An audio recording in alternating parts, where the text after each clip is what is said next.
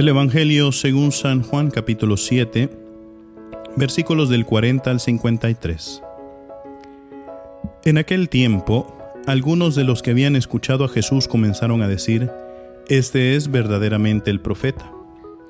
Otros afirmaban: «Este es el Mesías». Otros en cambio decían: «¿Acaso el Mesías va a venir de Galilea? ¿No dice la Escritura que el Mesías vendrá de la familia de David y de Belén, el pueblo de David?». Así surgió entre la gente una división por causa de Jesús. Algunos querían apoderarse de él, pero nadie le puso la mano encima.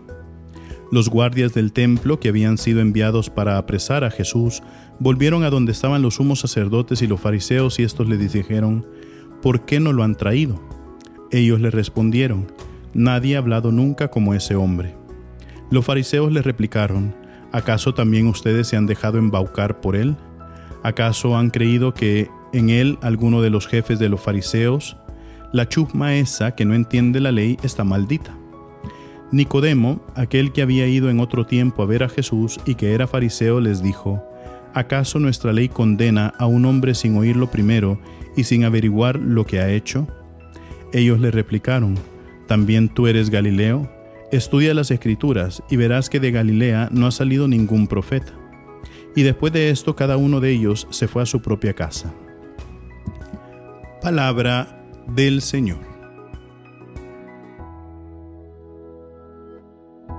Queridos hermanos, estamos cerrando ya esta cuarta semana del tiempo de Cuaresma.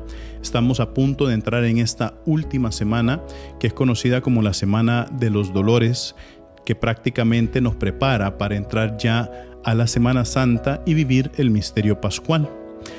Es bien triste ir viendo cómo se fue desarrollando la historia a tal punto, ¿no?, de, como decíamos el día de ayer, cuando se nos mete una idea en la cabeza o cuando alguien nos convence o tiene autoridad sobre nosotros y nos dice: esto es lo que tienes que hacer y no lo otro, o esto es lo que tienes que creer, al final pues es duro ir viendo que quien sufre o a quien se le cargan las cosas es a la gente buena, ¿verdad? Y en este caso al mejor de todos, ¿verdad? A Jesús, ¿verdad? Y entonces nosotros vemos cómo Jesús pues sufrió por nosotros, vemos cómo Jesús cargó sobre sí todas nuestras culpas, todos nuestros pecados, cómo Jesús fue acusado de ser el peor ladrón, de ser el peor mentiroso, de ser el peor asesino, ¿verdad? Y al final, si nosotros le pudiéramos decir qué pecado cometió Jesús o cómo se le cargaban los pecados a Jesús,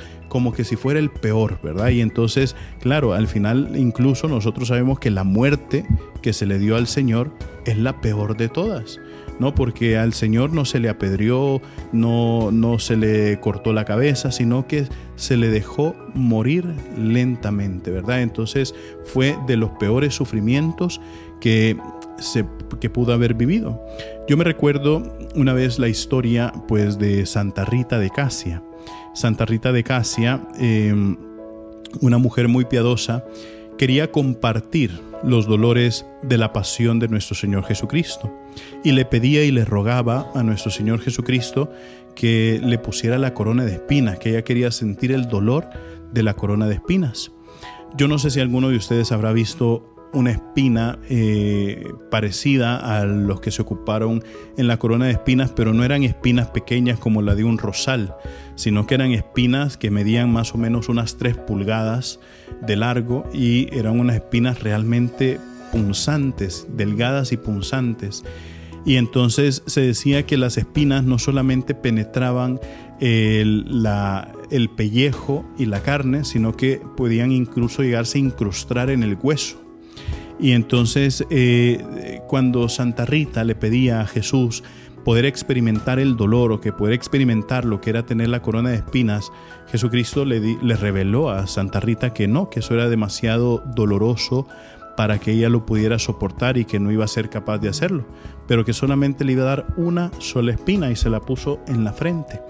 Y eso pues le causaba tremendos dolores de cabeza, le causaba grandes sufrimientos, incluso como no se le sanaba, se le infectaba la herida que le había causado la espina, y eso le causaba que le supurara, y la bacteria que causaba en ese momento pues causaba mal olor, y hasta sus mismas hermanas del convento la rechazaban, le dijeran que no se acercara a ellas porque esa herida apestaba, ¿no? Olía muy mal, y a tal punto pues, que ella lo soportó con tranquilidad, pues, pero sintió eso, ¿verdad? Sintió el profundo dolor, sintió el rechazo de sus mismas hermanas de congregación, sintió como ella fue pues abandonada prácticamente, y al final pues cuando ella muere y el Señor la llama a la vida eterna, esa espina cambió y se convirtió en un rubí. Y hasta el día de hoy, cuando uno va a ver el cuerpo de Santa Rita de Casia, encontrará que tiene un rubí sobre la frente. Y es bien interesante que esta historia, porque en el fondo nosotros vemos que ese sufrimiento, ese dolor, queridos hermanos, que Jesucristo carga sobre sí, no importa los pensamientos que tenían los fariseos en ese momento, que es lo que lo condenaron, no importa la forma en cómo incluso los fariseos tratan a la gente llamándola la chusma esa, ¿verdad? Sino que al final Jesucristo aún así sigue adelante con la misión, no se da por vencido. A veces cuando nosotros decimos ya no puedo más, ¿verdad? Por más que yo he tratado, siempre sigue igual, nosotros nos damos por vencido, abandonamos todo, decimos ya no voy a seguir, pero Jesucristo aún así sigue, Dios aún así sigue. ¿Por qué? Porque tanto ama Dios. Yo creo que esa es la mejor manera con la que podamos cerrar esta cuarta semana del tiempo de Cuaresma, recordando eso. Tanto ama Dios. ¿Qué significa ese tanto? ¿Hasta dónde llega ese tanto? ¿Cuál es el límite de ese tanto? ¿Para quién es ese tanto?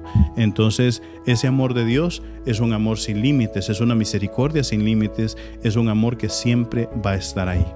Recuerden, mis queridísimos hermanos, nosotros somos lo máximo para Cristo. Así sea.